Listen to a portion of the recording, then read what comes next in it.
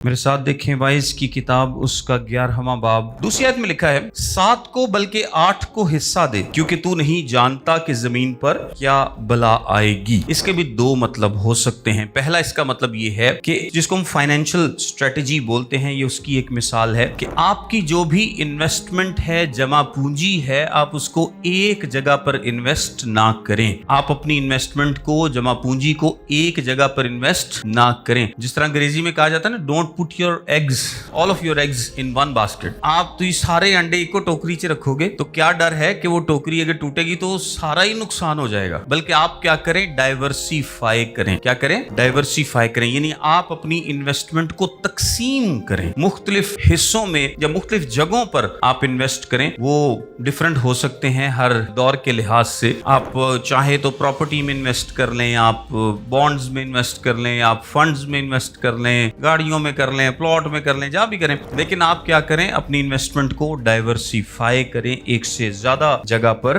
कारोबार में लगाएं, एक ही जगह पर रिस्क ना लें। अपनी सारी की सारी जमा पूंजी या जो पैसे हैं वो एक ही वेंचर में ना लगाएं। ये इसका पहला मतलब है। और दूसरा मतलब ये है कि 7 को बल्कि 8 को हिस्सा दे। इसका क्या मतलब है? इसका मतलब ये है कि आप जो भी हद मुकर्रर है या लगता है कि आपको इतनी किसी की मदद करनी चाहिए, उससे बढ़ के करें। उससे क्या करें? बढ़ के करें, यानी जितना मुमकिन है उससे भी ज्यादा लोगों की मदद करने की कोशिश करें। और जो आयत का दूसरा हिस्सा है कि तू नहीं जानता कि जमीन पर क्या आफत आने वाली है, ये इस चीज को बयान करता है कि चूंकि मुस्तकबिल के हालात जो हैं वो हमारे कंट्रोल में नहीं है, इसलिए आज की गई बचत या जो सरमायाकारी है या दूसरों के साथ की गई भलाई है, ये कल को मुश्किल वक्त में आपके काम आएगी। समझे इस बात? आज की गई सरमायाकारी, आज की गई बचत या आज किया गया नेक काम किसी भी दूसरे के साथ, वो कल को, क्योंकि आपको फ्यूचर का नहीं पता, आपके क्या आएगा? काम आएगा।